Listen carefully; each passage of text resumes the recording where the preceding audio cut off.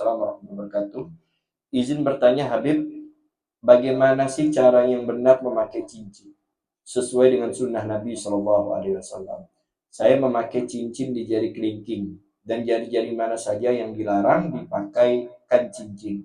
Mohon penjelasannya Habib, terima kasih. Nah, ini bagus nih. Sunnahnya itu, ya, kalau nggak salah ada tulisan Buya itu. Mana itu?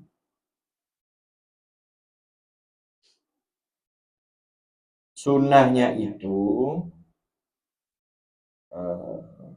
ini ya. Jadi cincin ada riwayat diantaranya nih hadis Ahmad, riwayat Imam Ahmad dalam Musnadnya, karena Rasulullah Sallallahu Alaihi Wasallam yatakhattam fi yamini. Rasulullah itu memakai cincin di tangan kanannya. Dan Rasulullah itu kalau memakai cincin itu bahannya dari perak. Karena Rasulullah Sallallahu Alaihi Wasallam labisa khatama fiddah fi yaminihi fihi fassun habasyun kana yaj'alu fassahu mimma yadikaffa.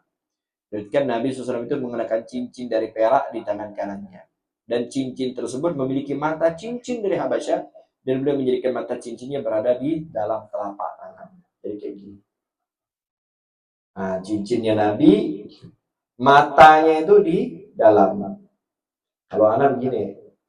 Kalau anak agak ke depan. Kalau Rasulullah masih begini. Nah, Rasulullah itu lebih sering memakai cincin di kelingking. Di kelingking kanan. Tapi mazhab Imam Syafi'i juga mengatakan boleh kelingking kiri. Boleh kelingking kiri. Tapi tetap matanya ke dalam. Ini sunnah ini. Ini sunnahnya. Dan memang ada hikmahnya kenapa di kelingking. Karena kan cincin ini kan barang mewah. Apalagi cincin yang Rasulullah itu kadang bermata. Ada juga cincin Nabi itu tulisan Allah Rasul Muhammad. Nama Allah. Nah kita tuh kalau makan tuh kan jarang pakai kelingkingnya. Kecuali yang gelojo makan begini iyalah, karena kok makan pakai sendok begini jarang pakai kelingking, jadi sehingga lebih terhormat, lebih bersih jika ditaruh di kelingking.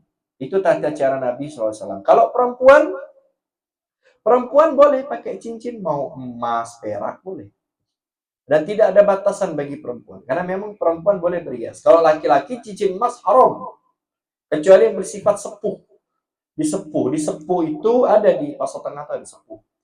Sekiranya dibakar dia nggak netes, itu nggak apa-apa disepuh, karena dia cuma mewarna aja.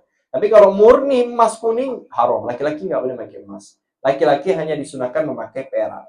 Kalaupun mau pakai bahan lain boleh, alloy, apalagi itu, selama tidak menyerupai syiarnya orang fasik. Oh ini cincinnya dari perak, tapi di lambangnya tengkorak, ini ya nggak boleh karena syiarnya orang fasik. Nah, ulama juga ada perbedaan pendapat. Boleh nggak satu tangan lebih daripada satu cincin? Mengatakan haram, ya haram. Imam Ibnu Hajar mengatakan haram satu tangan dua cincin. Cincin dia, ini dia, pokoknya 5 cincin. Oh, Hotman Paris. Hotman kan nemus juga nggak masalah. Tapi ada juga yang mengatakan boleh, ya. Kalau nggak salah di sini ada. Mana ya? Nah, ini ya. Ada nggak? Sebentar. Nah, ini. Dalam mazhab Malik, laki-laki tidak diperkenakan menggunakan cincin lebih dari satu. Kalau lebih dari satu, maka hukumnya haram. Karena satu. Tapi kalau mazhab Imam Syafi'i disebutkan bahwasanya diperkenankan menggunakan cincin lebih dari satu selagi tidak berlebihan, tapi tidak sunnah.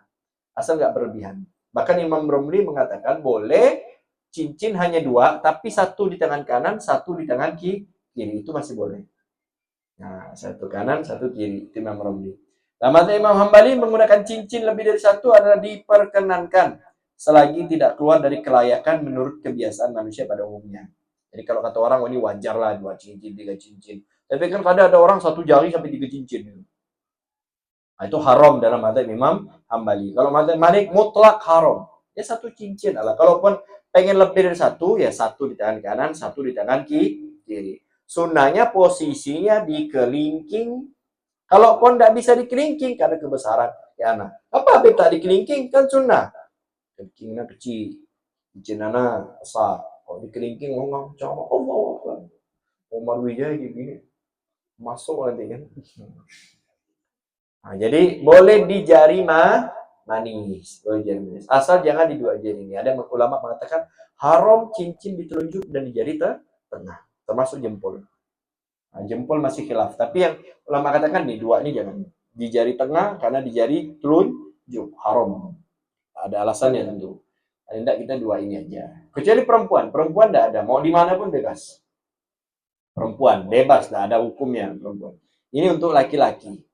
Ya udah ente ikuti guru ente Bu ya. Di kelingking matanya ke dalam seperti ini. Dan ini lebih selamat daripada pamer. Oh ini ada pamer ya, tidak ria. Coba kalau gini, nah orang ini mak mati cincin ada kali 3 gitu kan.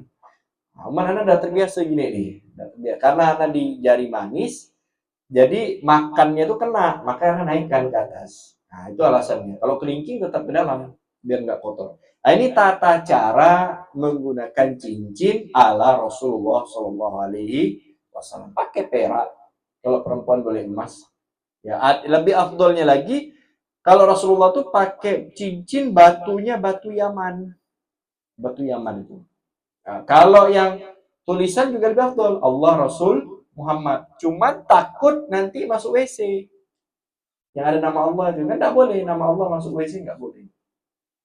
Maka ketika Rasulullah wafat, Rasulullah kan punya cincin itu yang ada tulisan Allah Rasul Muhammad. Banyak tukang cincin banyak.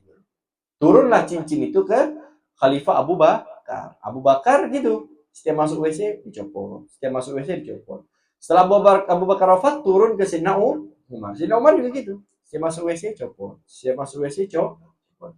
Terus setelah Sayyidina Umar turun ke Sayyidina Utsman. Nah Sayyidina Utsman pas mau wudu ditaruh di sumur. Jatuh. Sampai sekarang hilang cincin itu. Ya, sampai sekarang nih. Nah, karena pas wudu ditaruh di sumur, jatuh di dalam sumur. Dicari-cari nggak ketemu. Jadi cincinnya Rasulullah itu hilang sampai masa Khalifah Utsman bin Affan. Wallahu a'lam bishawab.